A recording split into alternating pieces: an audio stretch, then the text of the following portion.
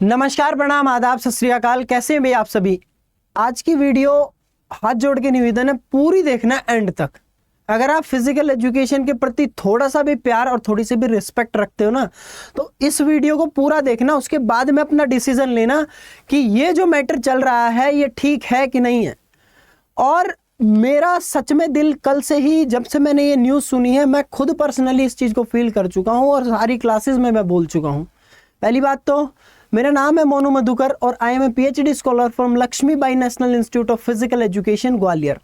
उसी के साथ साथ मैं बता दूं, मैं ऑनलाइन टीचिंग करता हूं और केवी में मेरा खुद सिलेक्शन हुआ था। जयपुर रीजन मुझे मिला था, मैंने सिलेक्शन होने के बाद भी मैंने वहां ज्वाइन नहीं किया। अब बात आती है आपके इस केस के बारे में कि ये चल क्या रहा है। सबसे पहली चीज तो मैं धन्यवाद देना चाहूंगा ऑल इंडिया केंद्रीय विद्यालय टीचर एसोसिएशन की तरफ से कि उन्होंने ये कदम उठाया है और सराहनीय कदम है कि उन्होंने जो अभी एक, आप सभी को पता नहीं है जिसको, तो मैं बता देता हूं। अभी एक मीटिंग हुई थी। आपको पता है इंडिया में अलग अलग रीजन्स होते हैं केंद्रीय विद्यालय के, तो ऐसे ही आपका हैदराबाद रीजन है। तो हैदराबाद रीजन में जब केंद्रीय विद्यालय की कमेटी की मीटिंग हुई, उसमें आपका जो कि मेनली मीटिंग आपकी RSCB मीटिंग, यानी कि स्पोर्ट्स को लेके कि क्या डेवलपमेंट चल रहा है, उस पर मीटिंग चल रही थी। सारे फिजिकल एजुकेशन टीचर्स वहां मौजूद थे, सबके सब आपके अलग अलग स्कूलों के प्रिंसिपल्स वहां मौजूद थे। मेरे बहुत सारे साथी, मेरे जूनियर्स और बहुत सारे मेरे सीनियर्स मौजूद थे, जो कि पूरे मुझे कॉल पे भी बताई उन्होंने बहुत सारी बातें, और पूरा लेटर में लिखा भी हुआ है ये सारी चीज़ें।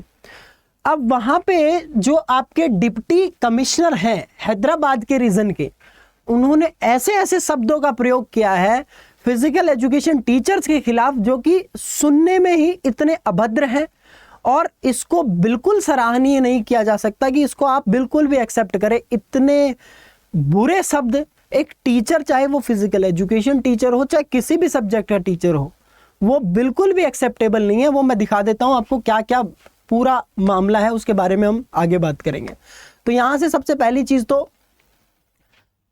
आपको मैं पूरी मीटिंग की, उन्होंने 3 टिप्पणियां ऐसी करी जो कि दिल दहलाने वाली है। उसी को लेके आपका all India physical education teachers ने पूरा ब्लैक डे मना रहे हैं। इसको बोल रहे हैं कि डायरेक्टली भाई जब तक न्याय नहीं मिलेगा तब तक कोई बात ही नहीं है। और ये बात हकीकत है। देखो, मैं आपको पूरा एक डायरेक्टली दिखा देता हूँ। ये सब सर्कुलेट हो रहा है, इससे भी बड़े 2-3 और लेटर हैं। पैफी ने भी एक्शन लिया और भी बहुत सारी फेडरेशंस हैं जो कि एक्शन ले रही हैं। सबसे पहला पॉइंट उन्होंने क्या कहा था मीटिंग में, वो कहा था कि teacher lick the shoes of a officer till they get the job. मतलब हिंदी में उन्होंने इस बात को बोला था कि फिजिकल एजुकेशन टीचर नौकरी मिलने तक तलवे चाटते रहते हैं और नौकरी मिलने के बाद काम नहीं करते, पेड़ के नीचे बैठे रहते हैं। अच्छा सर, ठीक है, इसका जवाब मैं दूंगा, अभी जवाब दूंगा सर, मैं आपको भी दूंगा जवाब।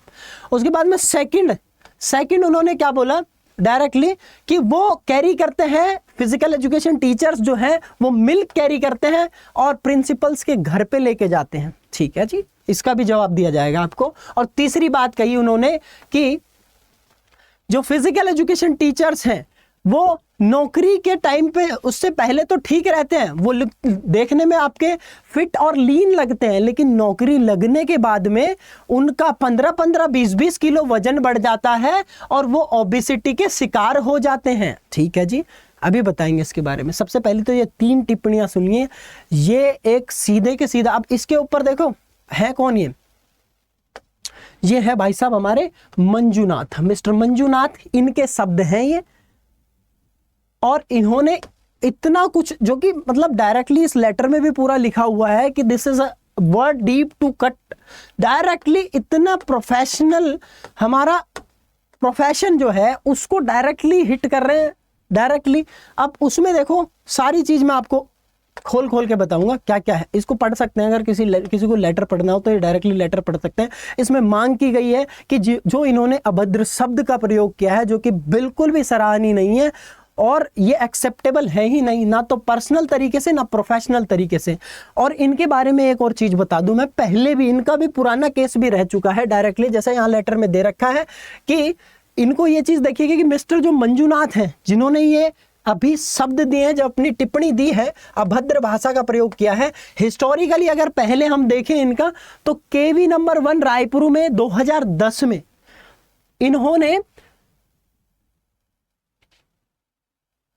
इनको सस्पेंड भी किया गया। 2010 में इन्हें सस्पेंड किया गया केवी नंबर 1 से, रायपुर से। क्यों? क्योंकि इन्होंने गलत शब्द के प्रयोग किए। और उसके बाद में, उसके साथ साथ में इनको एक बार ट्रांसफर भी किया गया, मुंबई रीजन से, because of using third class language to the students. मतलब कि थर्ड क्लास लैंग्वेज का यूज कर रहे थे, ऐसे से लोग एडमिनिस्ट्रेशन में हैं, इसकी वजह से भैया देखो क्या देखने को मिल रहा है। और भी अब इसके ऊपर पूरा एक्शन होना चाहिए। पुरानी हिस्ट्री देखो, अब की देखो, ये सारी चीजें। अब मैं सर को मैं चैलेंज करता हूं, ठीक है। Now directly on the behalf of all physical education teachers from all over the India, I challenge you sir कि आप इन तीनों के सवालों के जवाब मैं देता हूं आपको। सबसे पहली चीज तो teachers lick the shoes of the officers, यानी कि वो तलवे चाटते हैं नौकरी लगने के लिए। अच्छा ये बताओ सर, जो केंद्र विद्यालय है आपको तो पता ही है।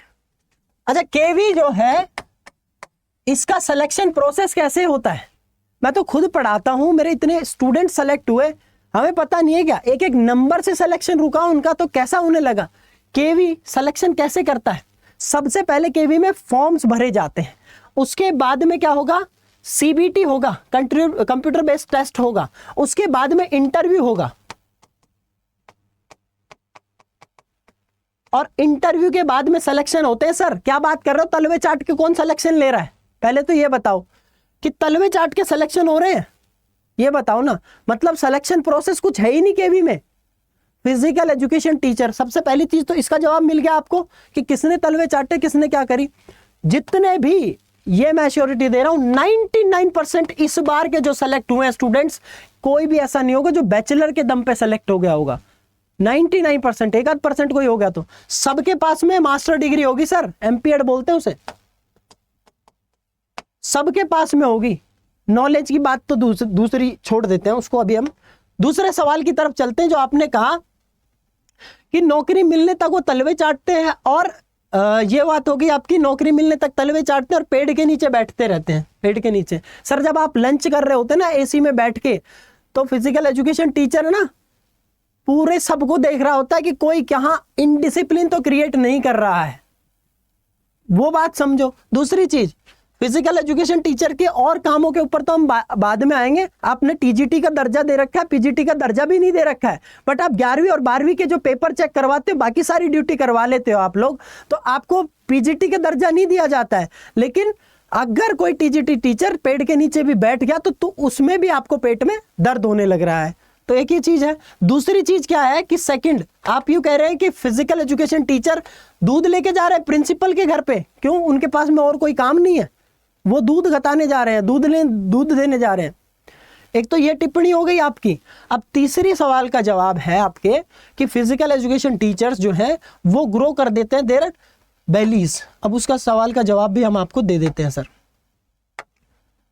सबसे पहली चीज तो आप यहां पर पहुंचो सर। देखो, आपको तो शायद पता हो या ना हो, हमें पता है, हम बता देते हैं आपको। हमारी बॉडी में आपका जो वजन बढ़ना और घटना वो कैसे काम करता है वो हम बताते हैं। फिजिकल एजुकेशन टीचर है, हम बता सकते हैं आपको। ये आपका नॉर्मल है, जितना आप खाएंगे अगर उतना ही खर्च कर रहे हैं तो कोई ना वजन घटेगा ना बढ़ेगा, बैलेंस रहेगी।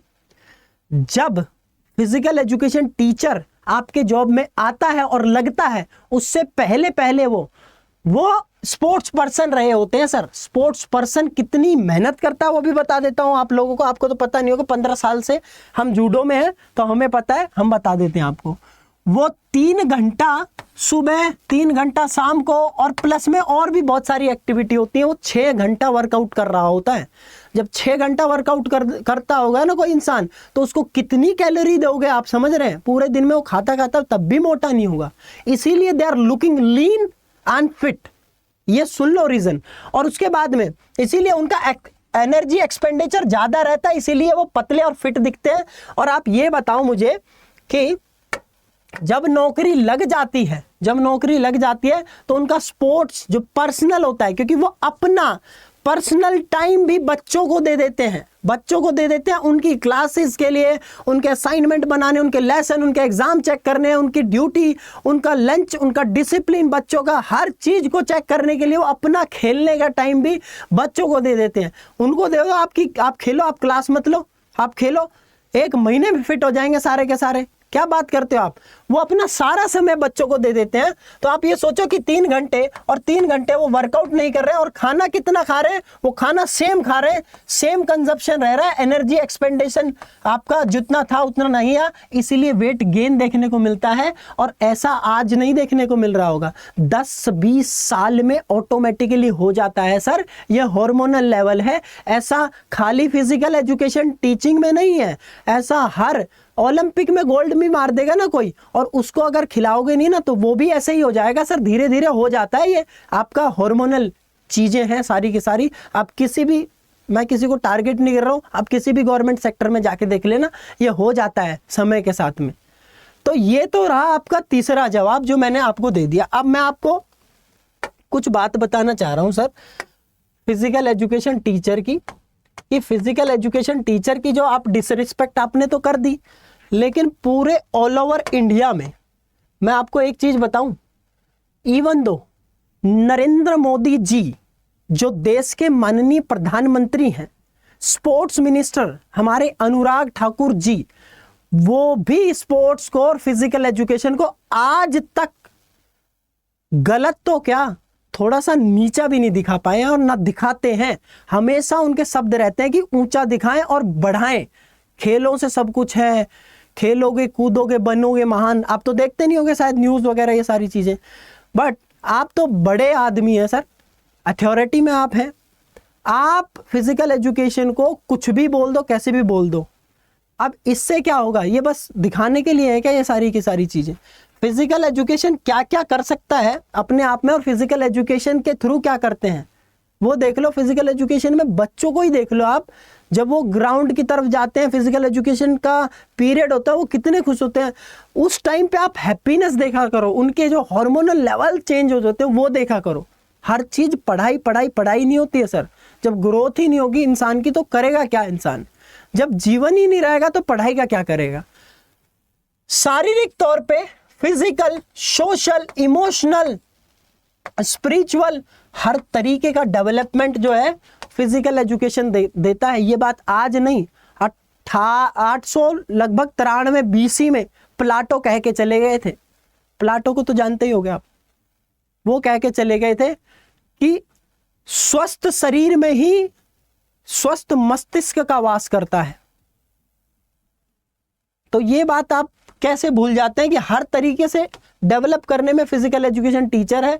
टीजीटी, आप उनको टीजीटी बोलते हो और उसके बाद में काम उनसे सारे करवाते हो।